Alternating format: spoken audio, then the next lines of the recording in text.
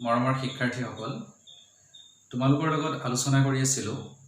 তোমালোকৰ পাঠ্যপুথিৰ অন্তৰ্গত খ অংশৰ এটি পাঠ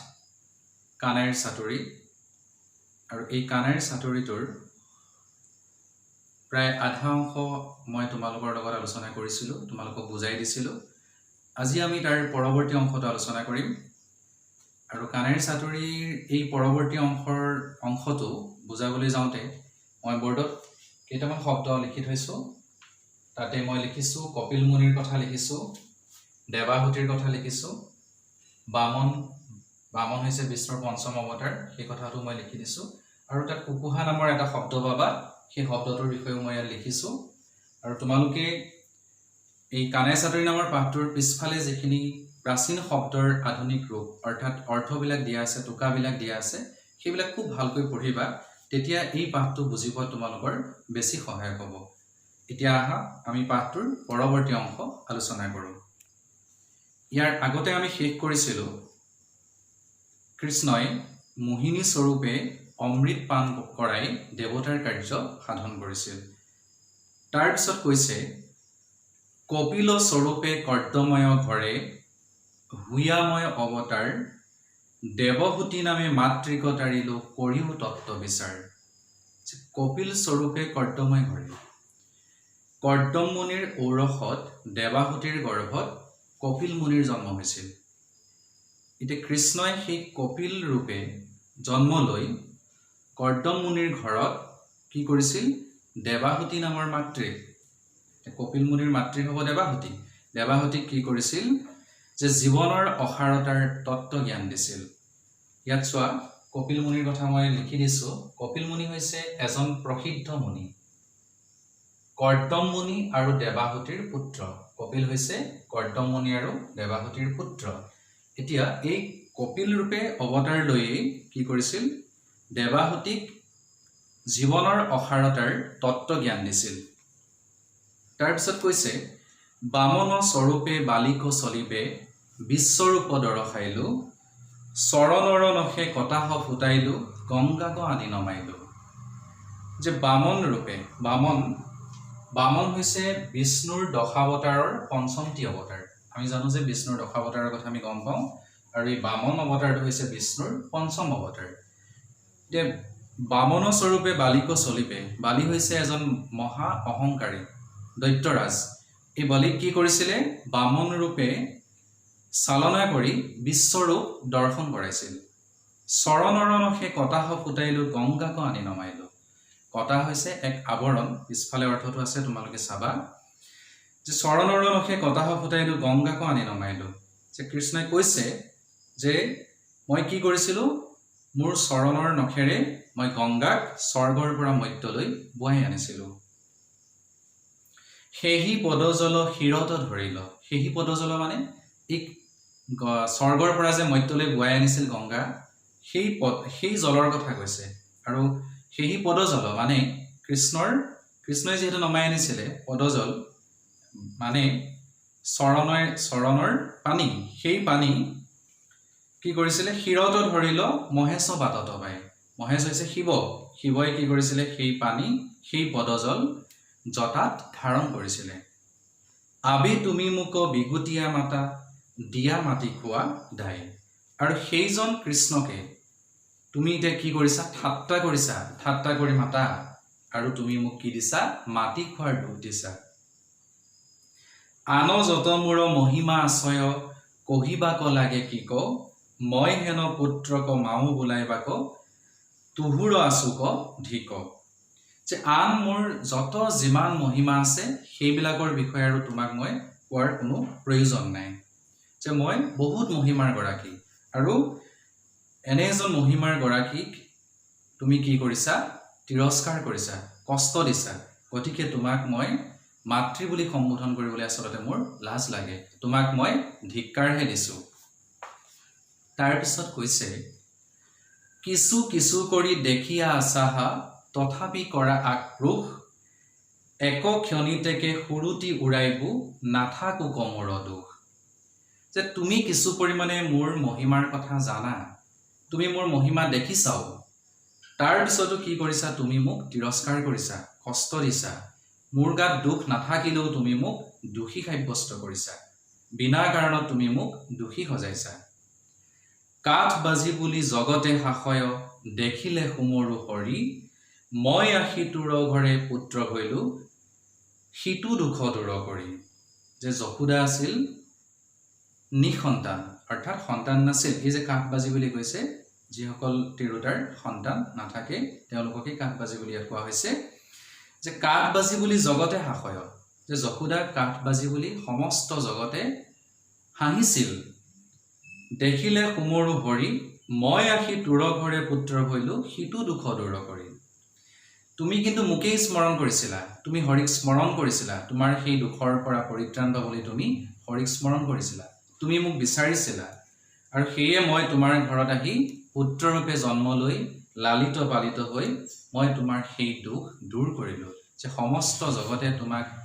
যেনেদৰে হাঁহিছিল সেই যে তোমাক হাঁহিছিল সেই অপবাদৰ পৰা মই তোমাক পৰিত্ৰাণ দিলো মুক্ত কৰিলো তথাপি আমাৰ স্নেহ নজানখ নকৰ মুত বিশ্বাস চোৱা আগতে তুমি মোকেই বিচাৰিছিলা আৰু মই আহি তোমাৰ ঘৰত তোমাৰ সেই দুখটো নোহোৱা কৰিলো কিন্তু এতিয়া কি হৈছে তুমি মোক কিন্তু অলপো স্নেহ নকৰা আৰু কোনো কথাতেই তুমি মোক বিশ্বাস নকৰা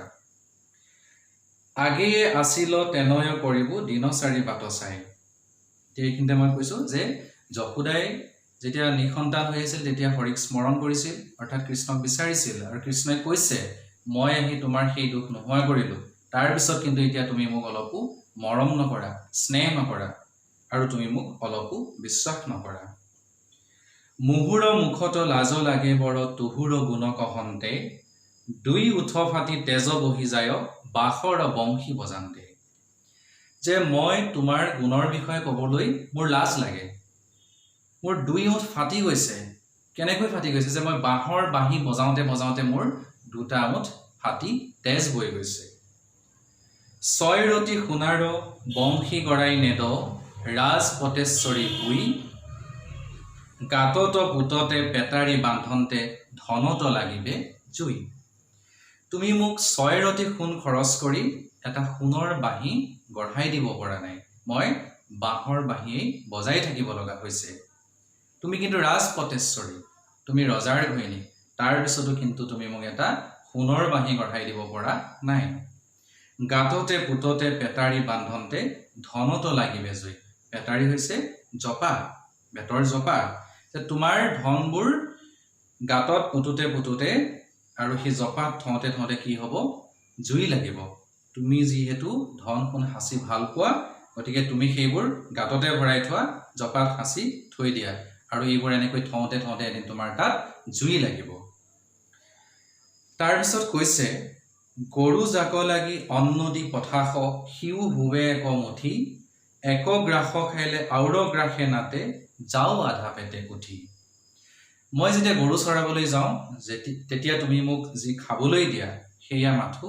এমুঠিহে হয় যে এগৰা খালে এক গ্ৰাস খাইলে যে এগৰা খোৱাৰ পিছত আন গৰাহলৈ নজুৰে নাতে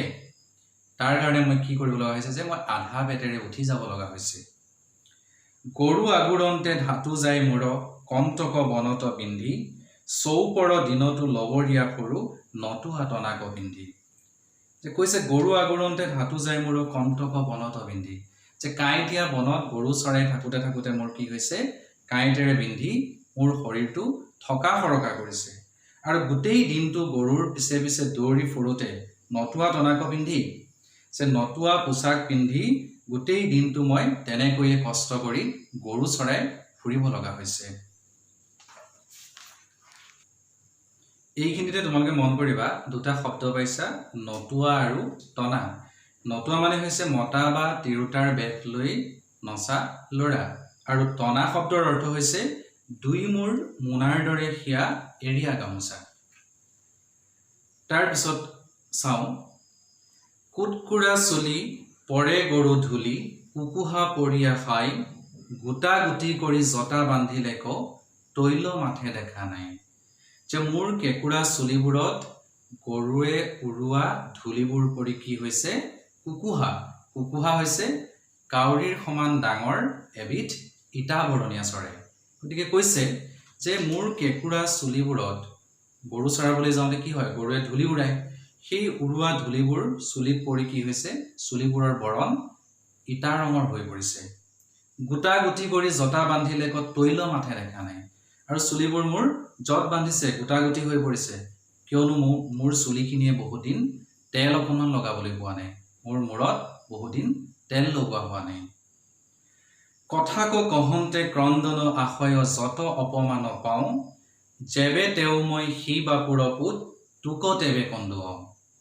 যে কথাক কহন্তে ক্ৰন্দন আশয় যত অপমান পাওঁ মই ইমান অপমান সহ্য কৰিব লগা হৈছে তুমি মোক ইমান অপমান দিছা এই কথাবোৰ কথা ক'বলৈ লৈ আচলতে মোৰ কি হয় কান্দোন আহি যায় কিন্তু মনত ৰাখিবা তুমি মোৰ যেনে মাতৃ ময়ো তোমাৰ তেনে সন্তান তুমি মোক যেনেকৈ কন্দুৱাইছা ময়ো তোমাক তেনেকৈয়ে কন্দুৱাম ইয়াত কৃষ্ণৰ আচলতে খং উঠিছে মাতৃ যশোদাৰ ওপৰত খংটো ইয়াত প্ৰকট হৈ গৈছে আৰু অভিমান কৰিছে খং আৰু অভিমানত কৃষ্ণই কৈছে তুমি মোক যেনেকৈ কন্দুৱাইছা ময়ো তোমাক তেনেকৈয়ে কন্দুৱাম কাৰণ তুমি মোৰ যেনে মাতৃ ময়ো তোমাৰ তেনে সন্তান কংস মামা মোৰ সাৰথি আছয় আমাক নিব মতাই ইটো অপমান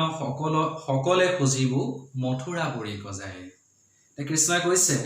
যে কংস মোৰ মামা গতিকে কংস মোৰ লগত সাৰথি হিচাপে আছে কংসই মোক মথুৰাপুৰীলৈ লৈ যাব আৰু মথুৰাপুৰীলৈ যোৱাৰ পিছত মই তোমাক এই অপমানবিলাকৰ উতক তুলিম ইটো অপমান সকলে খুজিব মথুৰাপুৰী গজাই যে মথুৰাপুৰীলৈ যোৱাৰ পিছত এই অপমানবিলাকৰ মই প্ৰতিশোধ ল'ম দৈৱকী আইত মূৰ ঘৰ বুলি থাকিব তাহান পাশ আমাক দেখিবে লাগিয়া তোহাৰ হৈব বৰ হাবিয়াস যে মই গুচি যাম মথুৰাপুৰীলৈ গুচি যাম দৈৱকীক নিজৰ মা হিচাপে গ্ৰহণ কৰিম আৰু দৈৱকী আইৰ ঘৰখনকে মই নিজৰ ঘৰ বুলি ভাবি তাতেই থাকিম তেওঁৰ কাষতেই থাকিম দৈৱকী আইৰ কাষতেই থাকিম তেতিয়া কিন্তু তুমি বৰ কষ্ট পাবা তেতিয়া তুমি মোক বিচাৰি হাহাকাৰ কৰিবা তেতিয়া তোমাৰ মোলৈ বৰ মনত পৰিব কৃষ্ণৰ বচন শুনিয়া যশোদা পুনু মাতে পাশ চাপি এৰ হাবিয়াস মূৰ মাথা খাস নকান্দিবা মোৰ বাপি কৃষ্ণৰ এই কথা শুনি খং আৰু অভিমান মিশ্ৰিত কৃষ্ণৰ এই বচন শুনি মাতৃ যশোদাই কৃষ্ণৰ কাষলৈ আহিছে আৰু অতি মৰমেৰে কৈছে পুনু মাতে পাশ চাপি যে কাষলৈ আহি বৰ মৰমেৰে মাতিছে আৰু কৈছে এৰ হাবিয়াস মূৰ মাথা খাস নকান্দিবা মোৰ বাপি তুমি এনেধৰণৰ কথা নকবা আৰু এনেধৰণৰ কথা এইবোৰ কৈ তুমি মোক আৰু কষ্ট নিদিবা প্ৰয়োজন হ'লে তুমি মোক মাৰিয়েই পেলোৱা কিন্তু তথাপি তুমি মোক এই কষ্ট নিদিবা মোৰ বাপি মোৰ উপাই তুমি আৰু কন্দা কৰি নাথাকিবা এই বুলি যশোদাই কৃষ্ণক কৈছে মানে যশোদাই নিশ্চয় নিজৰ ভুলটো স্বীকাৰ কৰি লৈছে মই অভাগীৰ ইবাৰ দুখক মৰহিও বনমালি আন কাল যদি দুখ দেখা মোৰ পাৰিবাহা মোক গালি যশোদাই কৈছে মই অভাগী মই এই অভাগীৰ দুখ ইবাৰ মানে এইবাৰলৈ এই অভাগীৰ দুখ তুমি এইবাৰলৈ মৰিখন কৰি দিয়া বনমালী বুলি কৃষ্ণক কৈছে যে হে বনমালী এই অভাগীৰ দুখ তুমি এইবাৰলৈ ক্ষমা কৰি দিয়া আন কাল যদি পিছলৈ যদি আগলৈ যদি দুখ দেখা মোৰ মই যদি আন কিবা ভুল কৰোঁ আন কিবা দুখ যদি তুমি মোৰ দেখা পোৱা পাৰিবাহা মোক গালি যে এইবাৰলৈ মোক তুমি ক্ষমা কৰি দিয়া ইয়াৰ পিছত যদি মই কিবা এনে ভুল কৰোঁ তেতিয়া তুমি মোক গালি পাৰিবা মাৰ কাৰুণ্য বচন শুনিয়া সন্তোষিত হৈল মন এক দেৱে গৈলা কোলাত চৰিয়া পিবাক লাগিলা স্তন যে মাক যশোদাৰ সকৰুণ বচন শুনি যে কান্দি কাটি কোৱা কথাবোৰ শুনি কৃষ্ণৰ মন সন্তুষ্ট হ'ল কৃষ্ণ সন্তোষিত হৈছে এক দেৱে গৈলা কোলাত চৰিয়া পিবাক লাগিলা স্তন আৰু সন্তুষ্ট হৈ কি কৰিলে এক দেৱে গৈলা একে জাপে গৈ যশোদাৰ কোলাত উঠিলগৈ আৰু যশোদাৰ কোলাত উঠি স্তন পান কৰিবলৈ ধৰিলে তাৰপিছত কৈছে পৰম আনন্দে থাকিবন্ত কৃষ্ণে চাৰু দান্ত দৰ খাই ব্ৰহ্মাণ্ডৰ সুখে থাকিলা যশোদা কৃষ্ণৰ বদন চাই যে পৰম আনন্দে থাকিবন্ত কৃষ্ণে চাৰু দান্ত দৰখায় যে মাক যশোদাৰ কোলাত পৰম আনন্দিত হৈ খুব সন্তোষেৰে আনন্দ মনেৰে কৃষ্ণই কি কৰিছে স্তনপান কৰিছে আৰু সেই কৃষ্ণৰ মুখখনলৈ চাই চাই বদন মানে হৈছে মুখ সেই কৃষ্ণৰ মুখখনলৈ চাই চাই মাক যশোদাই ব্ৰহ্মাণ্ডৰ সুখ লাভ কৰিছে পৰম শান্তি পৰম সুখ অনুভৱ কৰিছে এই সুখটো যে এজন সাধাৰণ শিশুৱে যেতিয়া মাতৃৰ কোলাত স্তনপান কৰে মাতৃৰ কোলাত উঠে গৈ সেই একে ধৰণৰ সুখটো কিন্তু আন এগৰাকী মাতৃও একে ধৰণেৰে অনুভৱ কৰে ইমানতে আমাৰ এই কানাইৰ চাতুৰী শ্ৰীধৰ কন্দলীৰ দ্বাৰা ৰচিত কানাইৰ চাতুৰী নামৰ পাঠটিৰ আলোচনা শেষ হৈছে তোমালোকক মই আগতে কৈছোই যে পাঠটোৰ পিছফালে যিখিনি শব্দাৰ্থ আৰু টুকা আছে যে প্ৰাচীন যিবোৰ শব্দ সেই শব্দবিলাকৰ আধুনিক ৰূপবোৰ দিয়া আছে তোমালোকে সেইখিনি খুব ভালকৈ পঢ়িবা আৰু বহিত লিখিবা সেইখিনি বুজি পোৱাৰ লগে লগে সেইখিনি জনাৰ লগে লগে তোমালোকে এই পাঠটো খুব ধুনীয়াকৈ বুজিব পাৰিবা আৰু তোমালোকে নিজেও খুব কষ্ট কৰিবা যত্ন কৰিবা এই পাঠটো বুজিবৰ কাৰণে ঘৰত ভালকৈ পঢ়িবা তেতিয়া সকলো কথা তোমালোকৰ স্পষ্ট হ'ব আজিলৈ মই এই পাঠটোৰ আলোচনা ইমানতে শেষ কৰিছো ধন্যবাদ